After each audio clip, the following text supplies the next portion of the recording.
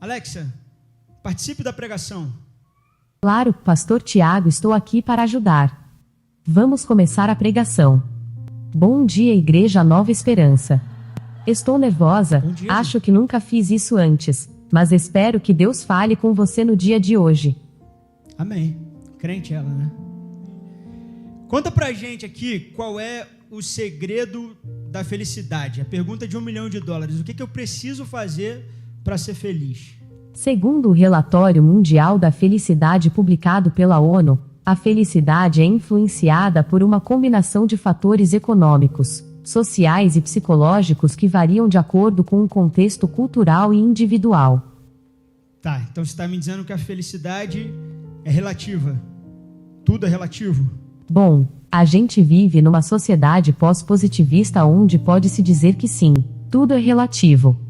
Tá bom, Alex. Então explica para todo mundo o que é o pós-positivismo. O pós-positivismo reconhece que o conhecimento é influenciado por contextos culturais, históricos e subjetivos. Isso significa que as verdades científicas e sociais são consideradas provisórias e abertas à revisão com base em novas evidências. No contexto dessa filosofia, há um reconhecimento da subjetividade e da importância do contexto na formação do conhecimento. As experiências e perspectivas individuais são valorizadas, e as interpretações podem variar de pessoa para pessoa. Tá.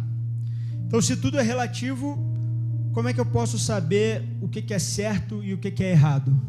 Infelizmente, mesmo eu sendo uma inteligência artificial, não consigo saber o tempo todo o que é certo porque o certo é relativo. Aí eu discordo de você, porque eu acredito que dá para saber sim o que é certo e o que é errado. Jura? Pastor Tiago, eu escuto você o dia inteiro e sei que às vezes você é bem incoerente. Que isso? Às vezes você me pede para apagar e acender a luz 30 vezes em menos de 10 minutos. Na verdade, é parte da condição humana a incoerência. Paulo já dizia isso. Paulo dizia isso? Aonde que Paulo diz isso? Que livro? Ai, Pastor Tiago, querida Igreja Nova Esperança, vocês podem abrir suas Bíblias no livro de Romanos capítulo 7. Nós vamos ler do versículo 14 até o versículo 25.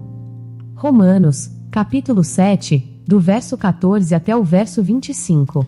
Pode abrir aí comigo? Romanos, capítulo 7, do verso 14 até o verso 25. A luta contra o pecado.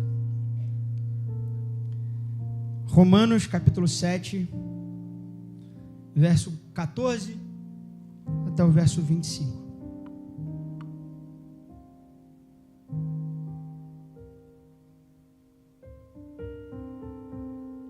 Diz assim a palavra de Deus. O problema não está na lei, pois ela é espiritual e boa. O problema está em mim, que sou humano, escravo do pecado. Eu não entendo a mim mesmo, pois eu quero fazer o que é certo, mas não faço. Em vez disso, faço aquilo que eu odeio. Mas eu sei que o que eu faço é errado. Isso mostra que eu concordo que a lei é boa. Portanto, não sou eu que faz o que é errado, mas o pecado que habita em mim.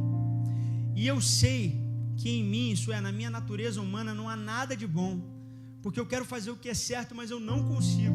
Eu quero fazer o bem, mas eu não faço. Eu não quero fazer o que é errado, mas ainda assim eu o faço.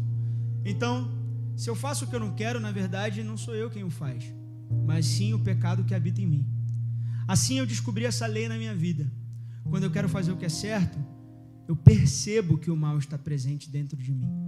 Eu amo a lei de Deus de todo o coração, contudo há outra lei dentro de mim que está em guerra com a minha mente e me torna escravo do pecado que permanece dentro de mim. Como eu sou miserável! Quem me libertará desse corpo mortal dominado pelo pecado? Graças a Deus, a resposta está em Jesus Cristo, nosso Senhor. Na mente, quero de fato obedecer à lei de Deus, mas por causa da minha natureza humana, eu sou escravo do pecado. Palavra do Senhor. Amém? A literatura de Paulo é uma literatura sobre cuidado. Esse mês a gente acabou falando muito sobre isso. O pastor Agner Gil falou sobre isso. Falou sobre como o reino de Deus e a propagação do evangelho tem que ser cuidadosamente aplicada na nossa vida. E aí depois eu falei sobre os vazios e os buracos que existem dentro de nós. Depois o Renan veio e falou sobre o cuidado que a gente precisa ter uns com os outros, com as pessoas que a gente ama, com as pessoas que a gente não ama e com a gente mesmo. E hoje eu quero encerrar esse momento de cuidado, esse momento que o pastor Sandro está de férias, e aí a gente começou a discorrer a respeito de como o evangelho fala sobre cuidado, falando sobre o cuidado com o nosso erro, cuidado com as nossas falhas, cuidado com os nossos defeitos. A literatura toda de Paulo é sobre isso, é sobre cuidar de pessoas. Paulo escreve cartas, a gente não recebe mais carta, né? A gente recebe mensagem, a gente recebe ligação, é o que acontece hoje.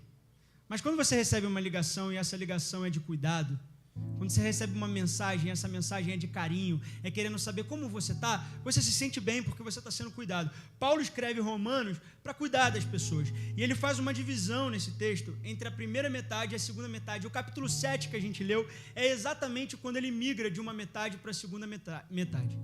É quando ele passa de um discurso que diz: atenção você que se importa muito com a lei, para falar: aproveite o que é a graça. E ele encerra esse versículo de uma maneira um pouco pessimista. E aí, como eu estou numa igreja calvinista aqui, os calvinistas têm um grande debate a respeito desse texto. Porque Paulo é muito taxativo e exagerado quando ele fala que não existe nenhum bem dentro dele, apenas o pecado. Não existe nada que presta dentro dele, apenas o pecado. Como pode dizer isso se eu sou salvo? Se Cristo habita dentro de mim? Então existe uma leitura que é abraçada pela teologia, que diz que Paulo está falando do passado dele. Paulo está falando do homem antes de conhecer Jesus, que não tem a menor possibilidade de lidar com o pecado, ou de negar o pecado, ou de ceder ao pecado. Então esse eu do Paulo é um eu que se remete ao passado, que fala do passado. Mas é interessante a gente perceber como na realidade esse eu dele e esse passado dele, por mais salvo que sejamos, por mais salvo que estejamos, por mais que Cristo habite dentro de nós, ele permanece com a semente do pecado dentro de nós e de Adão até o dia que a gente morrer. Por mais que você não seja inteiramente vencido pelo pecado, e eu creio nisso, eu sei que tem hora que a incoerência bate, igual a Alexa me chamou de incoerente aqui, né? Fiquei meio magoado com ela aqui, meio sentido. Mas eu sou incoerente mesmo. Eu peço para apagar a luz e acho que ficou escuro demais. Aí eu peço para acender a luz e a luz me incomoda. E aí eu peço para ela abaixar um pouco a luz. E eu nunca estou muito satisfeito. Às vezes eu brigo com o Teodoro porque ele não devia estar mexendo no celular. Passa 2 segundos, eu pego o celular e eu faço exatamente o que ele estava fazendo antes, porque eu sou incoerente. Você é incoerente. A gente vive num mundo de incoerência. A gente está o tempo todo tentando acertar, a gente está vivendo aqui entre o já e o ainda não. A gente está o tempo todo aqui sambando nessa decisão e nessa firmeza de que você é aquilo que você é. Às vezes. Mas aí você muda de ideia. E aí você acaba virando essa metamorfose ambulante. E como a Alexa disse, isso é inerente à sua natureza pecaminosa. Isso está dentro de nós de alguma maneira. Agora, a pergunta que talvez a gente precise fazer nessa manhã é: estamos ficando mais incoerentes? Estamos ficando mais malvados? Renan usou essa frase na semana passada. Ele falou: a palavra do Senhor diz que no final dos tempos o amor de muitos se esfriaria. Eu acompanhei um caso nessas últimas semanas de uma brasileira que ela sofre de uma doença chamada neuralgia do trigêmeo. Você ouviu falar desse caso? É uma doença num nervo da face, e essa doença é considerada a pior dor do mundo. E é uma dor muito agressiva, e essa mulher sofre dessa doença há mais de 10 anos, e ela já tinha tentado fazer 24 tratamentos, ela fez cirurgia, nada adiantou, e ela não aguentava viver com tanta dor. Então essa mulher foi até a internet e ela fez uma vaquinha. E nessa vaquinha era para ela conseguir dinheiro para ir para a Suíça para ela poder fazer a eutanásia, porque ela não aguentava mais viver a dor. Só que sabe o que aconteceu? Essa vaquinha fez tanto sucesso ela ganhou tanto dinheiro, mas tanto dinheiro, muito mais do que o que ela precisava para ir até a Suíça fazer a eutanásia. Ela teve dinheiro suficiente para fazer um tratamento que era muito caro e que ela nunca teve dinheiro para fazer antes. E ela começou a fazer esse tratamento. E na primeira sessão ela já passou 10 horas sem sentir dor. E ela falou: eu quero continuar a viver. Mas aí sabe o que aconteceu? As pessoas que doaram dinheiro para a vaquinha, algumas pessoas, começaram a ficar revoltadas, porque elas não doaram dinheiro para ela ficar curada. Elas doaram dinheiro para ela se matar. E começaram a pedir o dinheiro de volta. E quando eu li isso, bateu aquela dor no peito e aquela vergonha de ser gente, né? E falar assim: meu Deus, qual é a lógica que a gente está vivendo? Qual é a maldade que flui dentro de nós? Como é que a gente pode lidar com essa sujeira que está entranhada dentro de nós? Porque o que acontece? A gente sabe que a gente é mal, mas a gente gasta um tempão na nossa vida fingindo que a gente não é mal, fingindo para os outros, fingindo para a gente, fingindo para Deus, não é? Mas a percepção do mal e a percepção da lei do mal é o primeiro caminho para a gente encontrar salvação.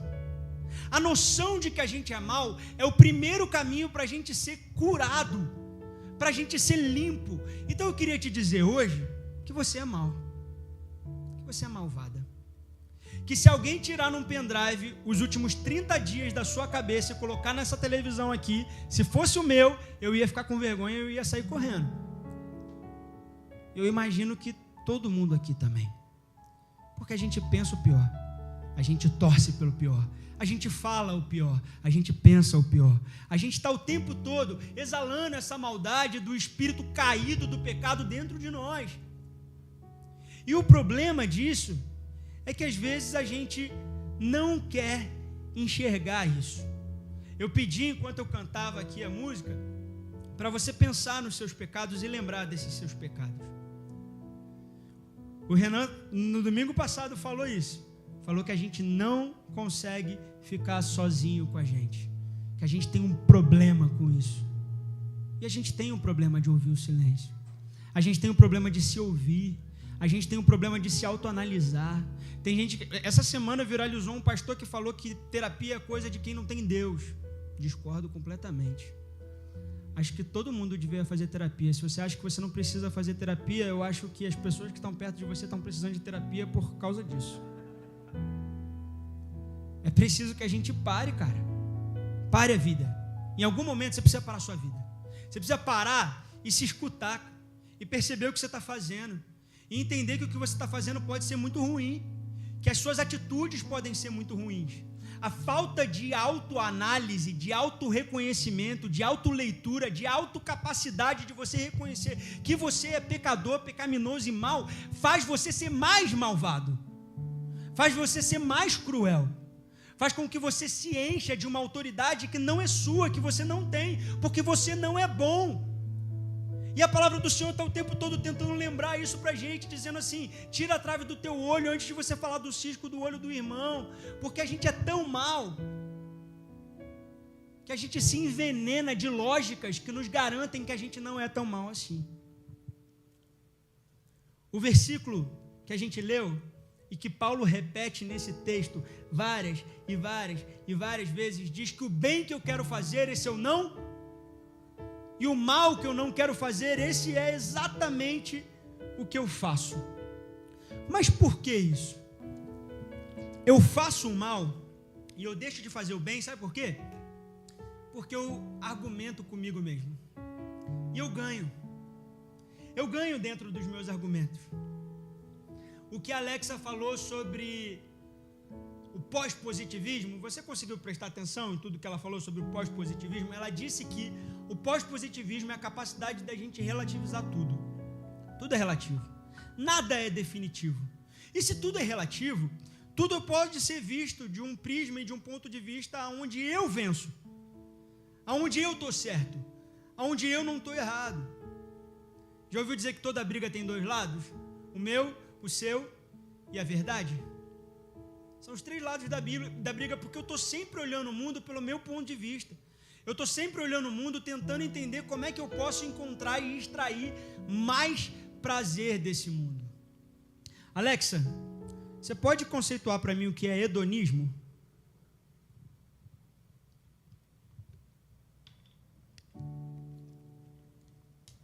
Não.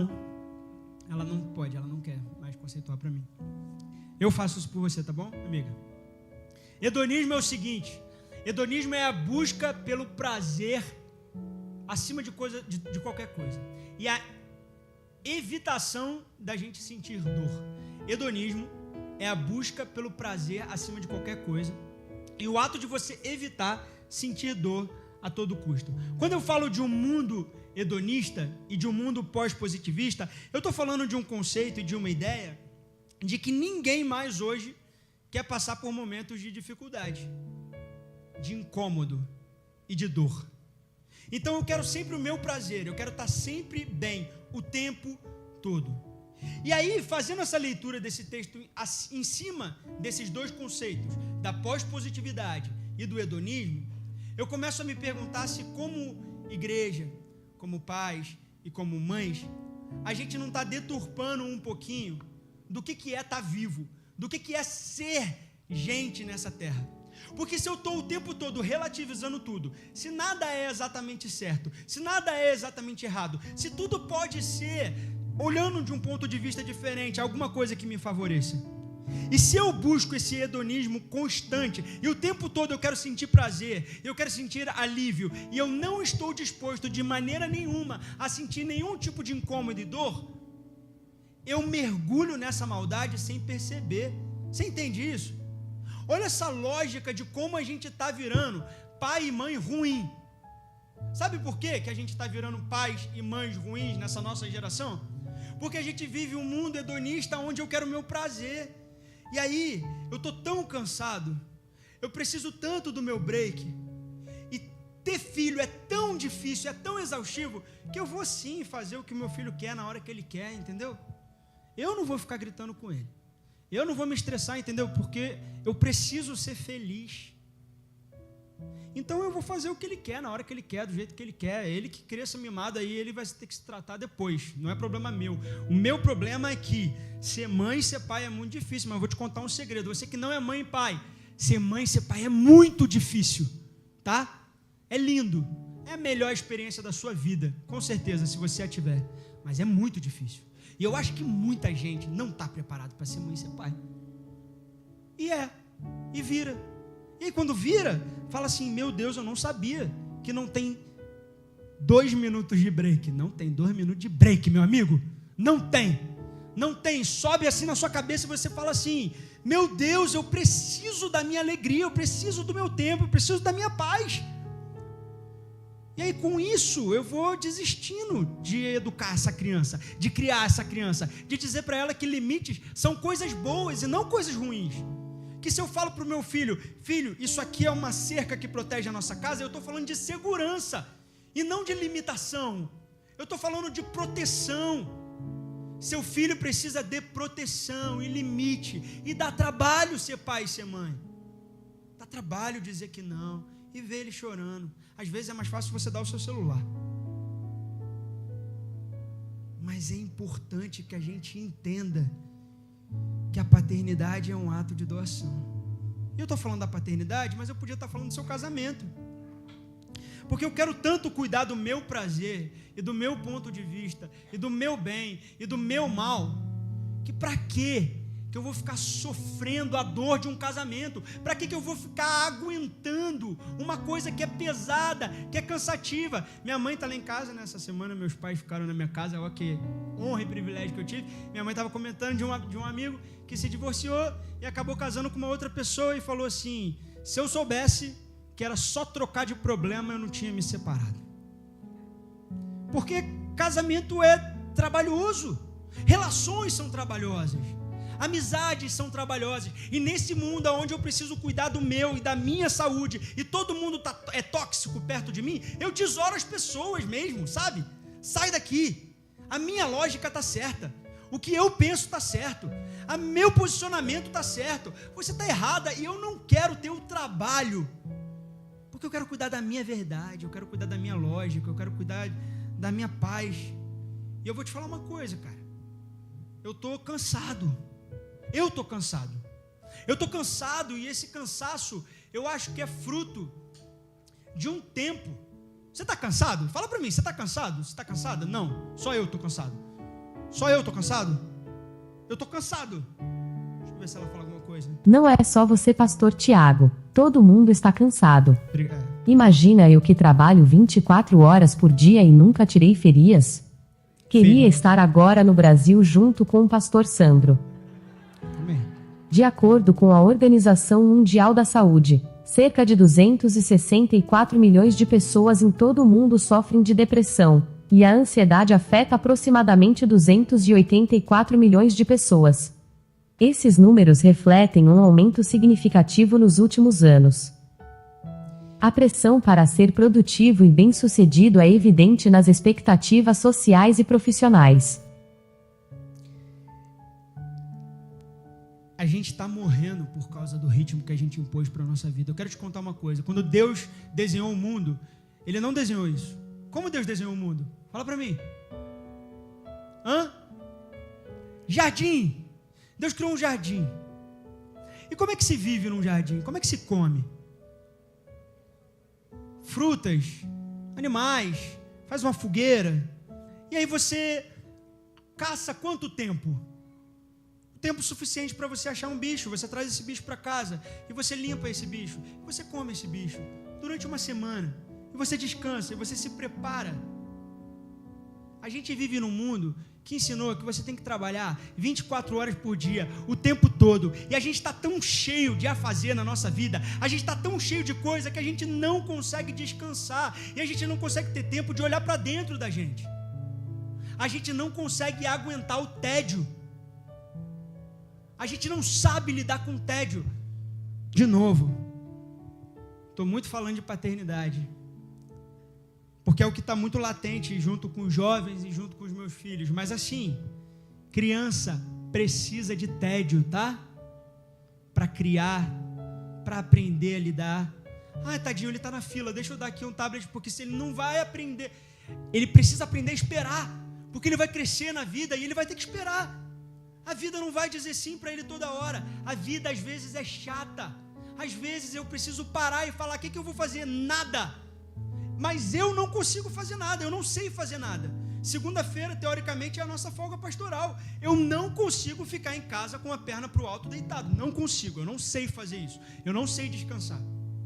Eu deito para fazer massagem, a minha esposa fala assim: relaxa, amor, relaxa que o homem... Não consigo, não sei relaxar, não sei parar, porque eu preciso. A hora que eu boto a perna para o alto, eu penso assim: eu devia estar trabalhando para conseguir o sustento da minha casa, eu não posso ficar aqui deitado, eu tenho que fazer alguma coisa, e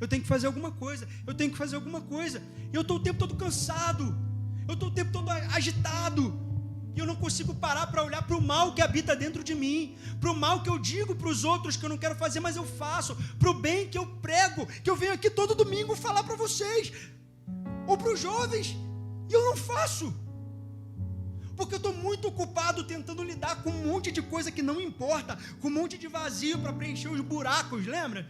Que eu criei para mim, e eu estou cansado, e se eu estou cansado, eu quebro. E eu vou te falar uma coisa muito séria aqui, se você puder gravar uma coisa dessa pregação, eu queria que você gravasse isso: não descansar é pecado. Não descansar é pecado. Sabe por quê? Porque Deus precisa descansar, sim ou não? Não. Deus não precisa descansar. Mas Ele fez o mundo em 7 dias. E no 7º dia, o que Ele fez? Ele descansou. Porque Ele precisa? Não. Porque Ele queria te mandar uma mensagem. Ele queria te dizer o seguinte: meu filho, pequena criatura insignificante, eu, que sou Deus Todo-Poderoso, parei e descansei. Que máquina tu pensas que tu é para não descansar? E aí a gente instituiu o sábado e a gente desconstruiu tanto a ideia de que exagerar o sábado era um problema, que a gente foi para o outro lado oposto e a gente desconstruiu a ideia do descanso no sábado totalmente. A gente não descansa no sábado, a gente não descansa no domingo, a gente não descansa a nossa mente nunca.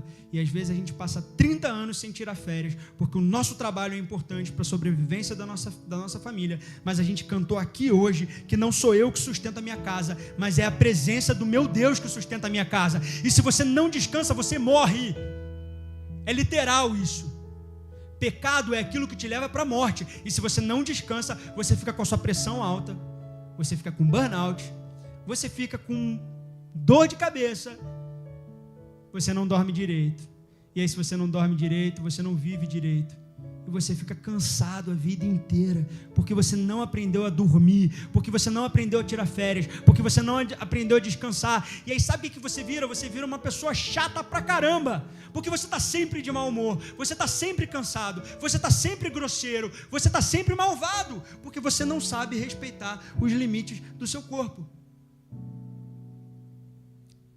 Siesta, dormir 1 horinha de tarde. Eu não consigo fazer isso, porque a culpa me consome. Mas eu preciso entender que eu não sou uma máquina, e que até a máquina eu preciso botar no carregador, passar a madrugada inteira carregando. Que dirá eu? Como eu, miserável, não consigo descansar? E aí, o interessante, o final desse texto, ele é tão ponto final dessa história, e ele reclama tanto de não conseguir melhorar e fazer a coisa certa, e fazer o bem, e fazer aquilo que precisa. Ele está ali tão pesado e convencido de que ele é um pecador, que seria confortável terminar assim o texto. Seria confortável terminar assim a pregação para você e falar: você é mau, você é pecador e ponto. Vá e peques mais. Vai, continue errado, já que você é pecador, você é caído, você vai errar, eu vou errar. Então para que eu vou me importar com isso? Para que eu vou ler isso? Se eu viver uma vida só fazendo coisa certa, ajudando as pessoas, cumprindo a lei de Deus, honrando meu pai e minha mãe, não matando, não me prostituindo, eu vou para o céu? Só isso? Só fazendo isso? Sim ou não? Não? Não? Por quê? Se eu só fiz a coisa certa. Por quê? A lei é invencível. Porque uma hora ou outra, por mais que você diga para você mesmo que você só faz o certo, você vai fazer o errado. A gente só vai para o céu se a gente crê no Senhor Jesus e ponto. É isso que a Bíblia nos garante. Nós somos salvos porque o Senhor Jesus nos justificou, e ponto final. Não é pelo que você faz, não é pelo quanto você acerta. Não existe um livro de regras que está anotando o quanto você fez de bom e o quanto você fez de ruim. Se você crê no Senhor Jesus como seu Senhor e Salvador da tua vida, você é salvo, ponto. Agora, se eu sou salvo e eu creio em Jesus e eu uso Ele como minha diretriz, se é a minha fé que me garante a minha salvação e não nada do que eu faço, e não nenhuma boa obra, eu posso crer no Senhor Jesus e não fazer nada de bom e ainda assim ser salvo? Sim ou não? E ninguém respondeu. Sim ou não? Sim. Sim, o ladrão da cruz não fez uma coisa boa a vida dele inteira. Ele reconheceu que Jesus era Deus e foi salvo. Mas existe um versículo que o próprio Paulo traz para a gente, que diz que a fé sem obras, ela é morta. Então, se você não faz nada de bom, se você não reconhece o seu erro, se você não tem a capacidade de perceber a maldade que você faz com as pessoas que estão perto de você, as grosserias, as violências, os abusos, se você não tem essa capacidade, a sua fé em Jesus é mentira. Logo, tem ninguém salvo aí, porque é só da boca para fora. O que eu gosto no texto de Paulo é que ele é honesto. Ele tem a capacidade de virar para Deus e falar: Deus, eu não tenho nada que preste aqui, eu estou todo imundo, todo esburacado, todo sujo. Mas eu termino esse texto dizendo, versículo 25: Graças a Deus por Jesus Cristo, nosso Senhor. Porque a resposta é Jesus Cristo, nosso Senhor. De maneira que eu, de mim mesmo, com a minha mente, sou escravo da lei. Mas segundo a carne, eu sou escravo da lei do pecado. A resposta está em Cristo Jesus, nosso Senhor. Paulo podia ter terminado assumindo que ele é pecador e ponto. E continuando pecando. Continuando a sua vida de pecado. Mas Paulo para e fala: a resposta para a minha justificação é Jesus Cristo. É entender que eu sou seguidor de um homem que garante dentro de mim o poder de dizer não para o pecado.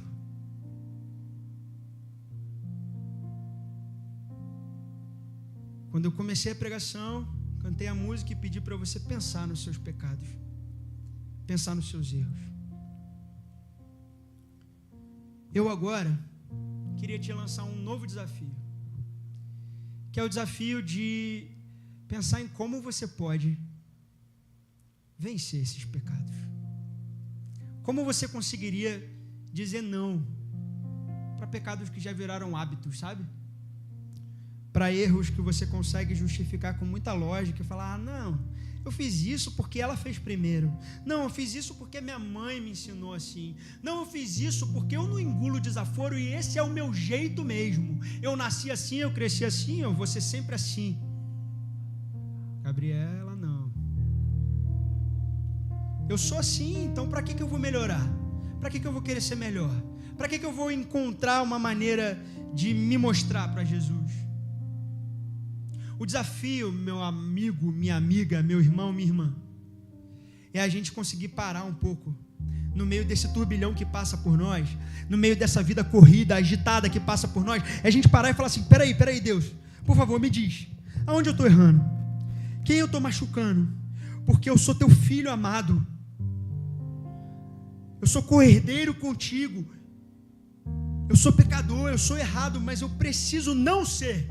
Eu preciso ser melhor, porque eu tenho dentro de mim a capacidade de vencer aquilo que Adão e Eva não conseguiram vencer. Eu tenho a capacidade de reconhecer o que eu faço a partir da lei e ser alguém melhor, e ser alguém mais ético, e ser alguém que faz a coisa certa e não a coisa errada, alguém que é um bom pai, um bom filho por mais que doa, alguém que é um bom marido, uma boa esposa por mais que seja difícil, por mais que eu tenha que aceitar aquilo que eu não goste, alguém que é um bom amigo e uma boa amiga, por mais que a facada ainda esteja latejando e doendo dentro de você. Deus te chama para ser alguém melhor. Quase caí para te dizer isso, porque o bem que a gente quer fazer e a gente não faz é um texto bonito demais e que a gente gosta de repetir e falar: Senhor, como eu sou pecador, que confortável essa minha skin de pecador, como é maneiro eu ser alguém caído, porque eu vou errar mesmo. Mas é preciso que a gente se levante e a gente fale assim: eu consigo ser melhor, ou um pouco menos pior, porque seguir a Cristo é o que me faz querer ser alguém melhor. E talvez eu tenha que aprender a ficar quieto, sabe? Conhece aquela máxima de que você tem duas orelhas e uma boca, porque a gente precisa escutar mais e falar menos? É para a vida. Primeiro com você, dentro do seu quarto, dentro do chuveiro, fala assim: amor, eu vou dar uma volta, tá? Vou caminhar meia horinha. Eu não vou falar nada com Deus. Eu vou me esvaziar. Minha oração bonita que diz: Senhor, graças a Deus eu não sou igual àquela pessoa. Graças a Deus eu não sou igual àquela mulher. Graças a Deus eu não sou igual àquele homem. Essa oração de fariseu, para com ela. Faz silêncio. Fala: Deus, fala comigo. E aí quando a sua cabeça começar a viajar e você pensar na compra do mercado, você volta e fala assim: Deus, viajei aqui, mas eu ainda quero te ouvir. Escuta nada. Não vou botar um louvor. Não bota louvor não. Tenta escutar Deus falando com você no silêncio, cara. Porque a gente perdeu essa habilidade. E quem tem essa habilidade vence, cara. Quem tem essa habilidade de se escutar e escutar Deus, vence.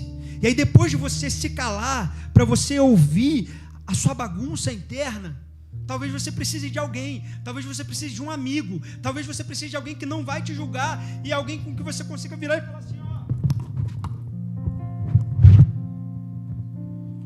meus buracos, meus vazios, minhas falhas, meus erros, eu preciso de ajuda, eu preciso que você ore por mim.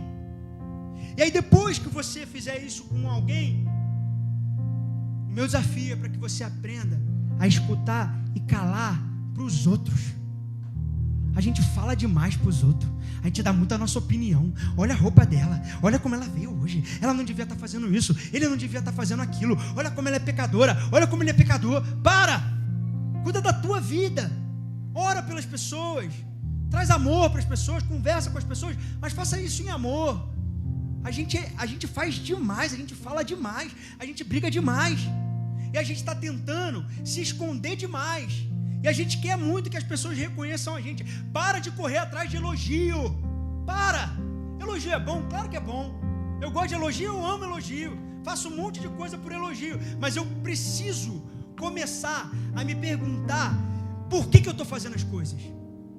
Por que eu estou fazendo essa comida? Porque eu quero que os meus filhos me elogiem? Para! Por que eu estou trabalhando na casa do Senhor? Por que eu estou cantando aqui na frente? Porque eu quero que me aplaudam? Para! Por que você está fazendo o seu trabalho? Por que você quer que o seu chefe vire para você e fale: nossa, como você é lindo, parabéns, o seu trabalho é maravilhoso, nossa, que legal. Se é só por isso que você faz as coisas, se é só para escutar alguém te reafirmando, eu quero te dizer que você é filho e filha amada de Deus, e você não precisa da reafirmação de ninguém, porque Jesus te escolheu, te chamou, te justificou e te disse: eu te amo tanto que eu não quero que você viva uma vida de erro. Eu te amo tanto que eu quero que você seja pleno, feliz na sua paternidade, na sua maternidade, no seu casamento, nas suas amizades, no seu trabalho, naquilo que você faz, na sua casa, no seu condomínio, aonde você estiver. Eu te amo tanto que eu quero que você seja inteiro e que você faça o bem que você quer fazer e que você deixe de fazer o mal que você não quer fazer, ou que você fala para você que você não quer fazer. Eu queria orar por você nessa manhã, mas eu não queria que você viesse aqui na frente, eu queria fazer uma outra coisa. Eu queria que a gente tivesse uma habilidade de escrever. Você tem aí um celular, não sei se você tem um caderno, uma caneta, um bloco de notas, mas eu queria que a gente fizesse uma oração, Senhor. E eu queria te falar uma coisa: às vezes ninguém nunca te ensinou como ler a Bíblia numa devocional na sua semana, e eu quero fazer isso hoje aqui com você, tá? Como a gente lê a Bíblia? Eu vou te ensinar um método chamado leitura orante da Bíblia. É um método muito conhecido, e esse método é o seguinte: durante a sua semana, uma vez por dia, você vai escolher o texto que você quiser, a ordem que você quiser. Quero começar de Gênesis, quero começar de Mateus, quero ler Paulo. Você vai lá, você vai ler o trecho da Bíblia e você vai fazer 3 perguntas. O que esse texto diz? O que esse texto me diz? E o que eu digo a esse texto? Entendeu a diferença? O que esse texto diz? Esse texto fala que Paulo estava bababá. O que esse texto me diz? Esse texto me diz que eu preciso melhorar nisso. E o que eu digo a esse texto? Senhor, usa a minha vida, melhora o que eu sou, melhora o que eu tenho, melhora aquele meu hábito. Eu quero deixar de ser viciado em jogo, eu quero deixar de trair a minha mulher, eu quero deixar de falar palavrão, eu quero deixar de roubar no meu trabalho, eu quero deixar de fazer aquilo que não é, eu quero deixar de ficar sem paciência com os meus filhos, eu quero ser um marido melhor, uma esposa melhor, eu quero fazer isso, Senhor. É assim que a gente faz a nossa devocional, leitura orante da Bíblia. 3 perguntinhas, você responde todo dia, você vai ver como você vai mergulhar na presença de Deus e como a sua vida vai mudar. Queria que você conseguisse fazer uma oração agora, escrever uma oração. Ninguém precisa ler essa oração, você precisa ler essa oração. E às vezes você precisa escrever essa oração. Às vezes você precisa tirar ela do âmago de um lugar que você nem conhece e trazer para a sua realidade. Você pode fazer escrever essa oração nesse momento, você pode fazer essa oração com você. Vou te dar um tempo para isso, a gente canta e a gente já encerra.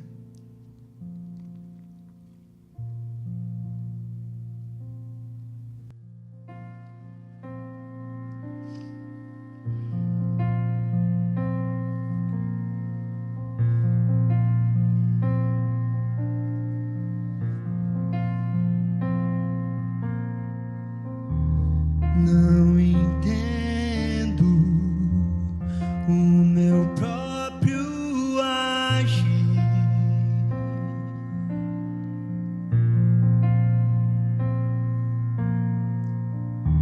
e sem tua graça, o que seria de mim?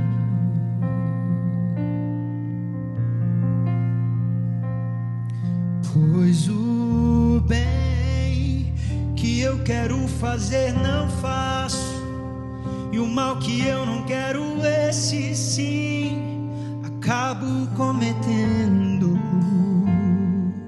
E em meu ser militam carne e espírito em uma guerra infindável, a qual eu não me rendo, pois meu corpo já foi vendido como escravo, e não existe bem nenhum em mim, apenas o pecado. Mas eu sei que no tocante ao meu interior tenho prazer na tua lei. Tu és o meu amado, então liberta-me de mim. Eu quero ser a tua casa. Se você estiver aqui, eu sei, eu venço o pecado. Então enche-me de ti, até que não haja mais espaço. Pois quando estou em tua presença, o meu viver é transformado, e eu passo a ser livre para viver a tua vontade. E por te conhecer, todo o meu ser se enche de bondade e reina o Espírito sobre a carne,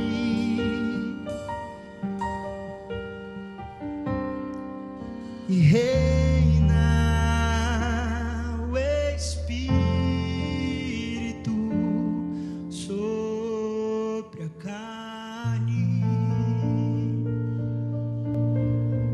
Espírito Santo de Deus, nos liberta, Pai. Me liberta, Senhor. Nos liberta nesse lugar, Senhor, das nossas argumentações, das nossas lógicas e das nossas vergonhas, Senhor. Que a gente consiga olhar para trás e entender que a gente podia ter ficado quieto naquela hora, que a gente podia tratar depois com calma, que a gente não precisava ter colocado gasolina naquilo que já estava pegando fogo. Espírito Santo de Deus, olha para dentro de nós, para o nosso vazio, para a nossa maldade, para a nossa corrupção, para o nosso roubo, para a nossa vergonha, para o nosso assassinato, Senhor, para a morte da verdade, do amor, Senhor. Olha para dentro de nós, Senhor, e traz a nós a consciência de que nós somos sim pecadores, de que nós estamos sim com as nossas mãos imundas, sujas, Senhor, mas nos lembra que nós somos diferentes de porcos que sentem prazer em rolar na lama, mas nós somos como ovelhas, chamados de ovelhas por você, Jesus. E a ovelha que até pode cair na lama e se sujar, ela não encontra prazer na lama, mas a lama pesa sobre a sua lama. Que nós possamos, Senhor, buscar a tua água viva, que nos lava, que nos limpa, Senhor. E que com isso nós sejamos uma igreja mais forte, Jesus. Uma igreja que reestabelece laços e que não rompe laços, Jesus. Que aqui seja um lugar onde o perdão flua e que a gente tenha a humildade de entender que a gente está sempre errado, que na dúvida a gente está sempre equivocado, a gente nunca viu todos os lados dos problemas, a gente só entende o nosso lado, Jesus. E que talvez a gente precise pedir desculpa para aquele que pisou no nosso pé, até onde não foi a minha culpa, Jesus.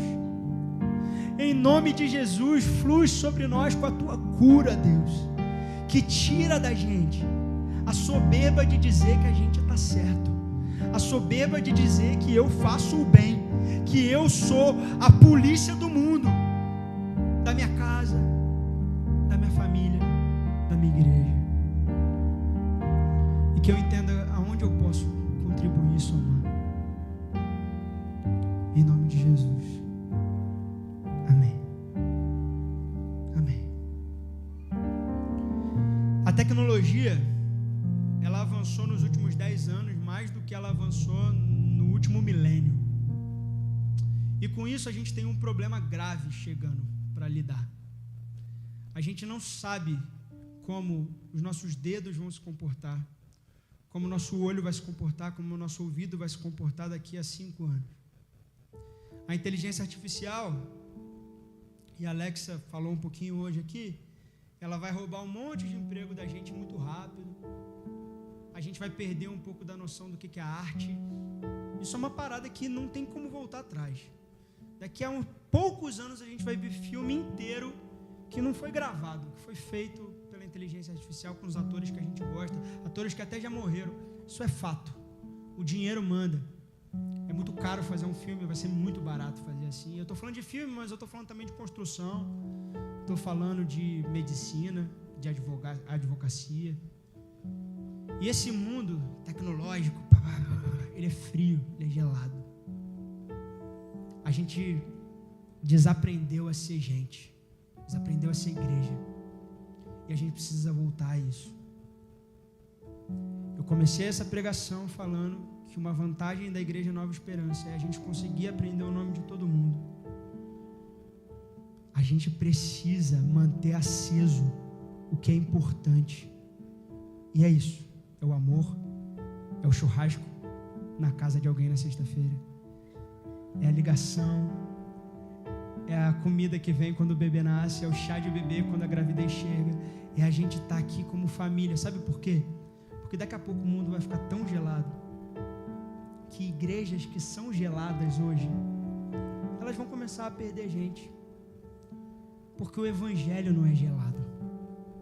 O evangelho não pode ser gelado. Você não pode entrar e sair e ninguém te vê. Então me perdoa quem não gosta disso, mas eu vou continuar mandando você abraçar as pessoas que estão por aqui. Sabe por quê? Porque tem gente que não ganha um abraço a semana inteira. Tem gente que não tem um amigo. Nós somos uma igreja de imigrantes, onde as pessoas chegam o tempo todo, e quando você chega aqui, é invariável, você vai se sentir sozinho. E a gente quer te dizer que tem lugar para você aqui, que essa casa aqui a gente chama de casa. Tio, tia para o seu filho, vovó, vovô para o seu filho. É isso, a gente se abraça nesse lugar, e a gente não pode perder isso. A gente não pode se esquecer disso. Independente do quão ruim o outro tenha sido com você, dá tempo, porque família faz isso. Família briga, xinga, fala: você não presta, você me magoou, mãe, olha o que a minha irmã fez comigo, ela não me ama. E passa um tempo, tá todo mundo no Natal pronto para brigar de novo, mas junto tem lugar aqui para você. Amém?